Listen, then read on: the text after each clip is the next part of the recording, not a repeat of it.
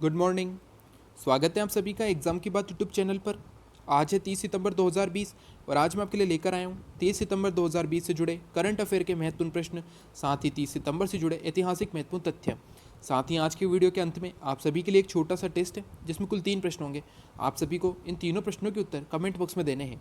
तीनों क्वेश्चन बहुत ही इंपॉर्टेंट है, तो आप सभी इन तीनों प्रश्नों के उत्तर कमेंट बॉक्स में ज़रूर दीजिएगा। तो चलिए शुरू करते हैं। सबसे पहले कल के वीडियो का सवाल। कल के वीडियो के अंत में आपसे एक सवाल पूछा गया था कि हाल ही में किस मंत्रालय के द्वारा पोषण विज्ञान और उन्नति पर पोषण आहार वेबिनार का आयोजन किया गया है। तो जैसा कि मैंने आपको बताया था कि हाल ही में आयुष मंत्रालय ने पोषण आहार वेबिनार का आयोजन किया है। तो आपको याद रखना है, आयुष मंत्रालय के द्वारा पोषण विज्ञान और उन्नति पर पोषण आहार वेबिनार का आयोजन किया गया है। साथ ही आपको याद रखना है कि आयुष मंत्रालय की स्थापना कब हुई थी। तो आयुष मंत्रालय की स्थापना की गई थी 2014 में। तो आपको ये इंपॉर्टेंट फैक्ट याद रखना है आयुष मंत्रालय से जुड़ा हुआ कि आयुष मंत्रालय की स्थापना हुई 2014 में और हाल ही में इसके द्वारा पोषण आहार वेबिनार का आयोजन किया गया है। इंपॉर्टेंट क्वेश्चन है और आपको याद रखना है।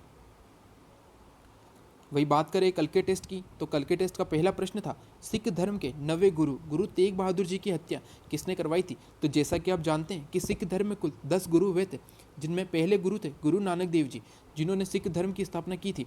इसी क्रम में नवे गुरु हुए गुरु तेग बहादुर जी। इनकी हत्या मुगल वंश के शासक औरंगजेब, मुगल वंश का छठा शासक था औरंगजेब, इसी ने गुरु तेग बहादुर जी की हत्या करवाई थी, क्योंकि गुरु तेग बहादुर जी ने इस्लाम धर्म कबूलने से मना कर दिया था, जिस कारण औरंगजेब के द्वारा गुरु तेग बहादुर जी की हत्या करवाई गई थी। साथ ही आपको एक इंपॉर्टेंट फैक्ट याद रखना है कि सिख धर्म के 10वें गुरु हुए थे गुरु गोविंद सिंह जी, और इन्होंने 1699 में खालसा पंथ की स्थापना की थी। ये सबसे ज़्यादा इंपॉर्टेंट क्वेश्चन बनता है सिख धर्म पे। ठीक है दोस्तों, तो आप याद रखिएगा कि 1699 में हुई थी खालसा पंथ की स्थापना, और इसके संस्थापक कौन थे। तो वे थे सिख धर्म के 10वें गुरु गुरु गोविंद सिंह जी। ठीक है दोस्तों, तो आपको ये सभी इंपॉर्टेंट फैक्ट याद रखने हैं। क्वेश्चन नंबर 2 था आर्य समाज के संस्थापक कौन थे। तो आर्य समाज के संस्थापक थे स्वामी दयानंद सरस्वती। साथ ही आपको याद रखना है कि आर्य समाज की स्थापना हुई थी 1875 में। 1875 में बम्बई में स्वामी दयानंद सरस्वती जी ने आर्य समाज की स्थापना की थी। तो आपको पूरा याद रखना है कि आर्य समाज की स्थापना स्वामी दयानंद सरस्वती जी ने 1875 में बम्बई में की थी। ठीक है दोस्तों, तो आप आर्य समाज से जुड़े ये तीनों इंपॉर्टेंट फैक्ट याद रखिएगा। क्वेश्चन नंबर 3 था प्रथम फैक्ट्री अधिनियम किस वर्ष लाया गया था। तो प्रथम फैक्ट्री अधिनियम पारित हुआ था 1881 में। तो आप याद रखिएगा कि प्रथम फैक्ट्री अधिनियम 1881 में लाया गया था। इसके बारे में हमने पहले भी पढ़ा था, जब हमने पढ़ा था भारत में ब्रिटिश शासन के बारे में, तब मैंने आपको बताया था कि 1881 में लॉर्ड रिपन के समय, उस समय भारत का वाइसराय था लॉर्ड रिपन। ठीक है दोस्तों, लॉर्ड रिपन उस समय भारत का वाइसराय था, और इसी के समय में 1881 में प्रथम फैक्ट्री अधिनियम लाया गया था। तो इसके बारे में मैंने आपको बताया था कि 1857 की क्रांति के पश्चात गवर्नर कंपनी के अधीन गवर्नर जनरल के पद को बदलकर वाइसराय का पद नियुक्त किया गया था, और उस पद पर सबसे पहला व्यक्ति कौन नियुक्त हुआ था। तो वो था लॉर्ड कैनिंग, और इसी क्रम में लॉर्ड रिपन 1881 के समय भारत का वाइसराय था, और इसी समय प्रथम फैक्ट्री अधिनियम लाया गया था। साथ ही आपको इसी का काल में जुड़ा एक इंपॉर्टेंट फैक्ट याद रखना है कि 1877 में दिल्ली में आयोजित हुआ था प्रथम दिल्ली दरबार। ये सबसे बड़ा इंपॉर्टेंट फैक्ट है, और आपको याद रखना है कि 1877 में हुआ था प्रथम दिल्ली दरबार आयोजित। और उस समय भारत का वाइसराय कौन था। तो उस समय भारत का वाइसराय था लॉर्ड लिट्टन, जो कि लॉर्ड रिपन से पहले भारत का वाइसराय था। तो लॉर्ड लिट्टन था 1877 के समय वाइसराय, जब भारत में दिल्ली दरबार आयोजित हुआ था पहला।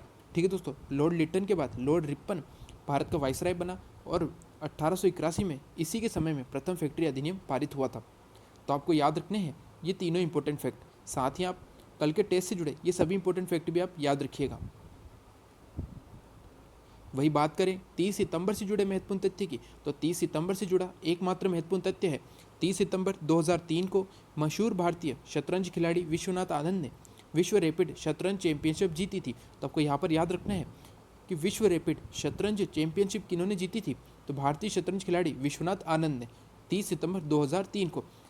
तो आपको यहाँ पर सबसे ज़्यादा इंपॉर्टेंट इनसे जुड़ा एक इंपॉर्टेंट फैक्ट याद रखना है कि राजीव गांधी खेल रत्न पुरस्कार से सम्मानित होने वाले पहले खिलाड़ी कौन थे। तो इसके बारे में मैंने आपको पहले बताया था कि राजीव गांधी खेल रत्न पुरस्कार से सम्मानित होने वाले पहले खिलाड़ी थे भारतीय शतरंज खिलाड़ी विश्वनाथ आनंद।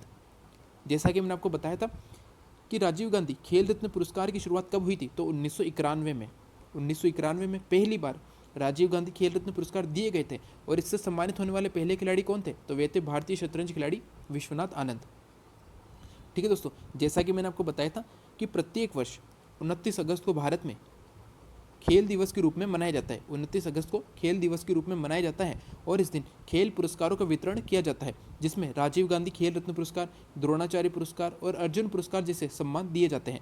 वही आपको याद रखना है कि राजीव गांधी खेल रत्न पुरस्कार 2020 से इस वर्ष कुल 5 खिलाड़ियों को सम्मानित किया गया है। ये है वे 5 खिलाड़ी जिन्हें 2020 के राजीव गांधी खेल रत्न पुरस्कार से सम्मानित किया गया है। आपको इन सभी के नाम याद रखने हैं, इन 5 के नाम, क्योंकि आने वाले प्रत्येक एग्जाम में इनसे जुड़ा एक नए क्वेश्चन ज़रूर देखा जाएगा, तो आपको ये याद रखने, आप चाहे तो इन्हें नोट कर सकते हैं। जैसे पहले हैं रोहित शर्मा जो कि क्रिकेट से है, विनेश फोगाट कुश्ती से है, मनिका बत्रा टेबल टेनिस से, रानी रामपाल हॉकी से है और मरियप्पन थंगवेलु ये पैरा एथलीट है। तो आपको इन 5 के नाम याद रखने हैं, आने वाले एग्जाम के लिए बहुत ही ज़्यादा महत्वपूर्ण है। साथ ही आप राजीव गांधी खेल रत्न पुरस्कार से जुड़े ये सभी इंपॉर्टेंट फैक्ट भी याद रखिएगा। तो चलते हैं आज के पहले प्रश्न पर। आज के वीडियो का पहला प्रश्न है, दूरसंचार नियामक प्राधिकरण ट्राई ने अगले 3 साल के लिए किसे अपना चेयरमैन चुना है? तो हाल ही में दूरसंचार नियामक प्राधिकरण ने अगले 3 साल के लिए पीडी वघेला को, ठीक है दोस्तों, यह है पीडी वघेला जो कि अब ट्राई के नए चेयरमैन होंगे अगले 3 वर्षों के लिए। तो इंपॉर्टेंट क्वेश्चन है आने वाले एग्जाम के लिए और आपको याद रखना है, पीडी वघेला को दूरसंचार नियामक प्राधिकरण जिसे ट्राई कहा जाता है, इसने अगले 3 साल के लिए अपना चेयरमैन चुना है। इंपॉर्टेंट क्वेश्चन है और आप याद रखिएगा। चलते हैं अगले प्रश्न पर। आज का हमारा अगला प्रश्न है, हाल ही में लीडर्स इन स्पोर्ट्स अवार्ड 2019 से किसे सम्मानित किया गया है? तो हाल ही में आपको नाम याद रखना है, लीडर्स इन स्पोर्ट्स अवार्ड 2019 से आईसीसी को सम्मानित किया गया है। ठीक है दोस्तों, आईसीसी को सम्मानित किया गया लीडर्स इन स्पोर्ट्स अवार्ड 2019। तो इंपॉर्टेंट क्वेश्चन है और आप याद रखिएगा। चलते हैं अगले प्रश्न पर। आज का हमारा अगला प्रश्न है, हाल ही में प्रधानमंत्री नरेंद्र मोदी जी ने नमामि गंगे प्रोजेक्ट के तहत किस राज्य में 6 नई परियोजनाओं की शुरुआत की है?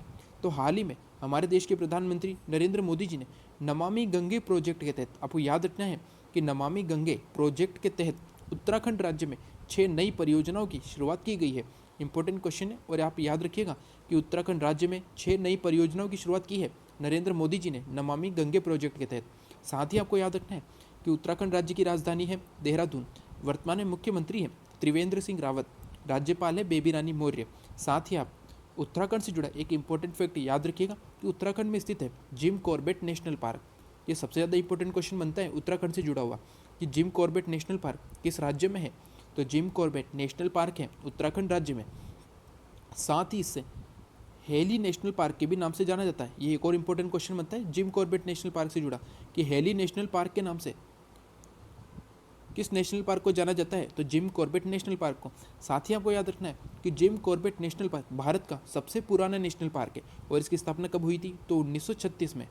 ठीक है दोस्तों, तो आप ये तीनों फैक्ट याद रखिएगा जिम कॉर्बेट नेशनल पार्क से जुड़े हुए।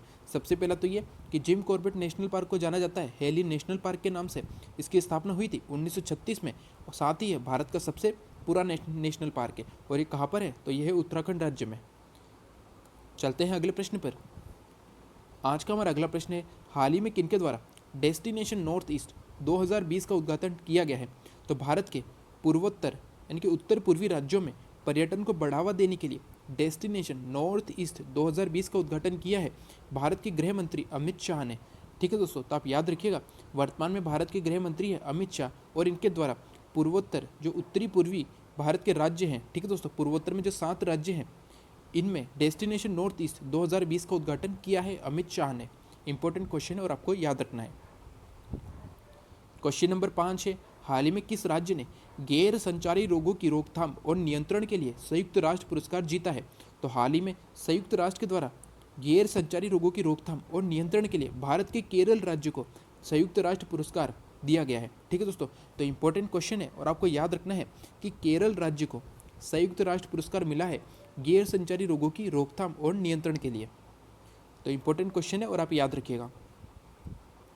क्वेश्चन नंबर 6 है, हाल ही में किस देश को हाल ही में किसे देश को आत्मनिर्भर बनाने और मैन्युफैक्चरिंग को बढ़ावा देने के लिए चुना गया है? तो हाल ही में केंद्र सरकार की ओर से DPIIT को देश को आत्मनिर्भर बनाने और मैन्युफैक्चरिंग को बढ़ावा देने के लिए चुना गया है। यानी कि आत्मनिर्भर बनाने और रोजगारों के अवसर को बढ़ाने के लिए और भारत में ही मैन्युफैक्चरिंग को बढ़ावा देने के लिए DPIIT को चुना गया है। ठीक है दोस्तों, तो आपको DPIIT का पूरा नाम याद रखना है, department for promotion of industry and internal trade. ठीक है दोस्तों, तो आपको ये नाम याद रखना है इसका पूरा, साथ ही आपको याद रखना है इसकी स्थापना कब हुई थी। तो इसकी स्थापना हुई थी 1995 में। DPIIT की स्थापना हुई थी 1995 में। इसका पूरा नाम है department for promotion of industry and internal trade. ठीक है दोस्तों, तो आपको ये इंपॉर्टेंट क्वेश्चन याद रखना है कि हाल ही में DPIIT को चुना गया है आत्मनिर्भर बनाने और मैन्युफैक्चरिंग को बढ़ावा देने के लिए। ठीक है दोस्तों, तो ये थे 30 सितंबर से जुड़े करंट अफेयर के कुछ महत्वपूर्ण प्रश्न। साथ ही बात करें 30 सितंबर से जुड़े अन्य महत्वपूर्ण तथ्य की, तो इसमें एकमात्र तथ्य है रक्षा मंत्री राजनाथ सिंह जी ने, भारत के वर्तमान में रक्षा मंत्री कौन है, तो राजनाथ सिंह जी है, इन्होंने IDEX यानी कि राष्ट्र उत्कृष्टता के लिए नवाचार के लिए परियोजना प्रबंधन दृष्टिकोण यानी कि PMA दिशा निर्देश जारी किए हैं। ठीक है दोस्तों, तो आप इसे पढ़ लीजिएगा। रक्षा मंत्री राजनाथ सिंह ने IDEX यानी कि रक्षा उत्कृष्टता के लिए नवाचार के लिए परियोजना प्रबंधन दृष्टिकोण यानी कि PMA दिशा निर्देश जारी किए हैं। तो अगर क्वेश्चन आ जाए कि PMA के यानी कि परियोजना प्रबंधन दृष्टिकोण के लिए किनके द्वारा दिशा निर्देश जारी किए गए हैं, तो भारत के रक्षा मंत्री राजनाथ सिंह जी के द्वारा। तो चलते हैं आज के टेस्ट वीडियो पे। आज के हमारे टेस्ट का पहला प्रश्न है, किसके शासनकाल को स्थापत्य कला का स्वर्णकाल कहा जाता है। आपको बताना है ये चारों मुगल शासकों के नाम है कि इनमें से किसके शासनकाल को स्थापत्य कला का स्वर्णकाल कहा जाता है, यानी कि इनमें से किस शासन के काल में स्थापत्य कला अपने सर्वोच्च स्तर पे थी। क्वेश्चन नंबर 2 है, इंडिया डिवाइडेड पुस्तक के लेखक कौन थे। ये इंपॉर्टेंट क्वेश्चन है और बहुत बार एग्जाम में आया हुआ है, तो इसका आंसर आपको बताना है कि इंडिया डिवाइडेड, ये पुस्तक का नाम है इंडिया डिवाइडेड, इस पुस्तक के लेखक कौन थे। आपके पास है 4 ऑप्शन, तो इसका आंसर आप कमेंट बॉक्स में जरूर दीजिएगा। क्वेश्चन नंबर 3 है, भारतीय असंतोष के जनक के रूप में किन्हें जाना जाता है। भारत के वो कौन से महान स्वतंत्रता सेनानी थे जिन्हें भारतीय असंतोष के जनक के रूप में जाना जाता है। तो आपको बताना है इन चारों में से वो कौन महान स्वतंत्रता सेनानी रहे जिन्हें भारतीय असंतोष के जनक के रूप में जाना जाता है। तो ये है 30 सितंबर से जुड़े टेस्ट के तीनों इंपॉर्टेंट क्वेश्चन। इन तीनों क्वेश्चंस के आंसर आपको कमेंट बॉक्स में देने हैं। चलते हैं आज के सवाल पर। आज के वीडियो का सवाल है, हाल ही में गरीब कल्याण रोजगार योजना के में किस राज्य को पहला स्थान प्राप्त हुआ है। ये क्वेश्चन कल के वीडियो से रिलेटेड है और इसके बारे में आपको कल के वीडियो में बताया था। तो इसका आंसर आपको बताना है कि हाल ही में गरीब कल्याण रोजगार योजना में किस राज्य को पहला स्थान प्राप्त हुआ है। तो ये थे 30 सितंबर से जुड़े करंट अफेयर के कुछ महत्वपूर्ण प्रश्न, 30 सितंबर से जुड़े ऐतिहासिक महत्वपूर्ण तथ्य, आज का टेस्ट वीडियो और आज का सवाल। तो आज के टेस्ट और आज के सवाल के आंसर आपको कमेंट बॉक्स में देने हैं, तो इन सभी के आंसर आप कमेंट बॉक्स में ज़रूर दीजिएगा। सभी क्वेश्चन बहुत ही महत्वपूर्ण है, तो आंसर ज़रूर दीजिएगा। साथ ही अगर आज का वीडियो अच्छा लगा हो तो लाइक एंड शेयर ज़रूर करें। साथ ही वे सभी जो चैनल पर नए हैं, उन्हें वीडियो अच्छा लगे, उपयोगी लगे, तो चैनल सब्सक्राइब करना न भूलें। साथ ही बेल आइकन ज़रूर दबाएं, जिससे कि आने वाली वीडियो की तुरंत जानकारी आपको मिल सके। Thank you.